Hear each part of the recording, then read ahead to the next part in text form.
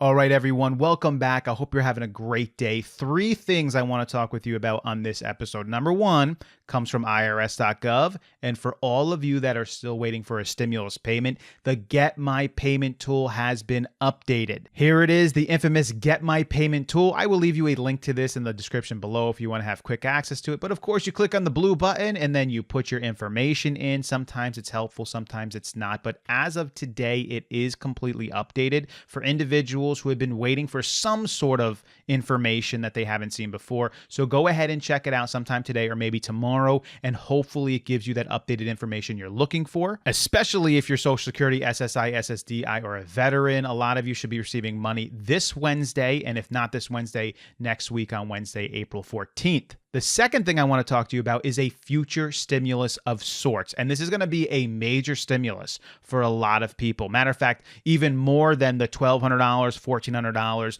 or $600 payments that we have seen. For those of you that have any sort of college debt or loans, our government, the Biden administration, and our legislatures are setting up the foundation to cancel upwards of $50,000 of student loan debt. Now, I know a lot of people are saying it's never going to happen. It's a pipe dream.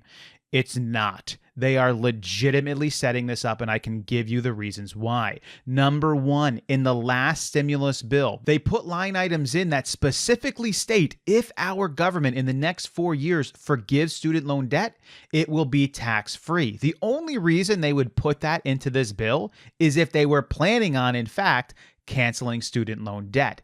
In the last 10 days, guess what's been happening?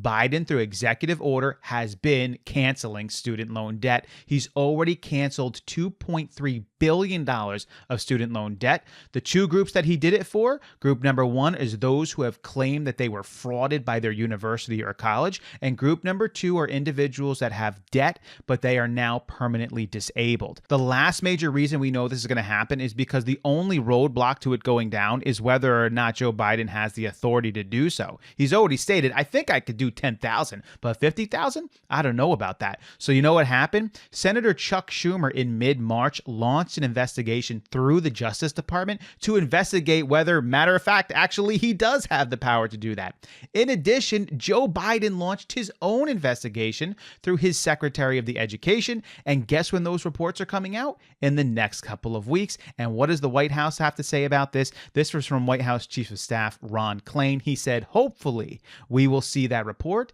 in the next few weeks. And then Joe Biden will look at that legal authority. He will look at the policy issues around that, and he will make a decision. And I have a hunch that these investigations are going to say that Joe Biden can, in fact, cancel upwards of $50,000 of student loan debt. The final news story I want to talk about is Major League Baseball and Georgia's new voting law. I'm really interested to know if you agree with my stance on this. Now, I don't want to drag it down, so I'm not going to get too political in this.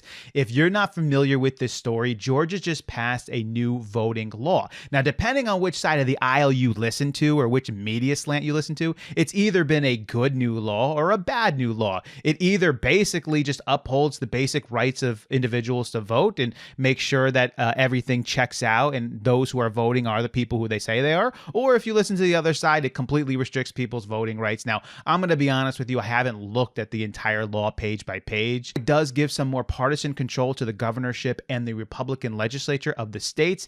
The actual changes it makes are not really radical. So I think the big issue that most people have with it, especially if they're on the more liberal side of things, is that they don't want certain individuals to have as much control as this law gives them, although that control hasn't really led to many changes that could be substantially suppressing voter rights. However, that might be enough for you to say, I don't really care, I don't really like that. Now, Major League Baseball has taken the side that they don't like it so much that they are not going to play their All-Star game in Atlanta, Georgia now. Now, Atlanta, Georgia is just a city.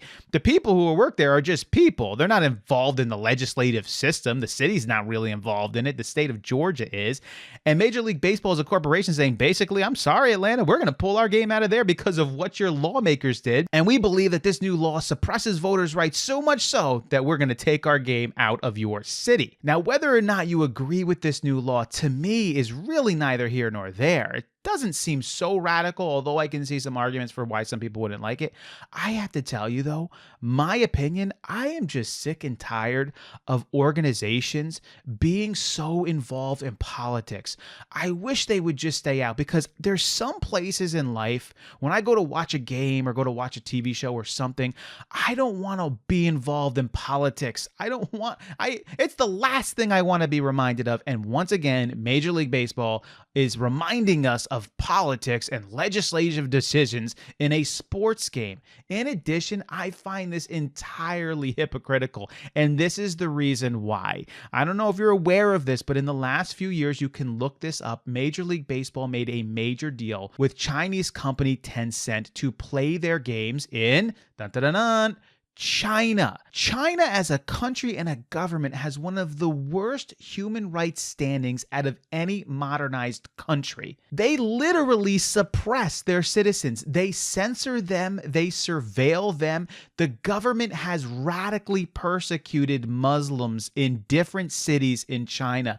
They've also persecuted other religious groups, and they also suppress the rights of journalists, editors, human rights lawyers, civil justice leaders, and the voting rights of their own citizens in ways that the United States can't even touch with a 5,000-foot pole. Yet, Major League Baseball said, you know what? We'll just have a multi-million-dollar deal to show our games over there, and if China's involved in all these human rights violations, who cares? Oh, wait, Georgia just made a new voting right law? There's certain things we don't like. We're not going to play our game in Atlanta, Georgia. I just can't take it. Now, in my opinion, if Major League Baseball wants to have an agreement with Tencent and show their games in China, personally, I don't care. I don't agree with China. I don't agree with their human rights things.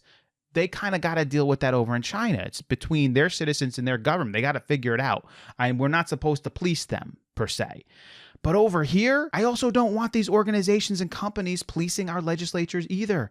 I want the people to be doing that. We, the people, are in charge. When it comes to baseball and sports, please just stay out of this. I really don't want to see politics everywhere, and it seems like we are. I wish we could just go back to simpler times. Maybe a few decades ago, maybe I was just a little bit more ignorant back then and it was still happening. I don't know, but it seemed a lot more simple. What are your thoughts on this? Do you agree with Major League Baseball? Do you think what they're doing is a breath of fresh air and you just wish more organizations would step up and make politics one of the major things that they deal with? Or are you like me and you just kind of want them to stay out of it, whether or not you agree with what the legislature is doing? Because I guarantee you, there might be a state that might concoct some sort of law that maybe I agree with or you agree with, but maybe you don't agree with this one. I still don't want corporations or companies being involved in it.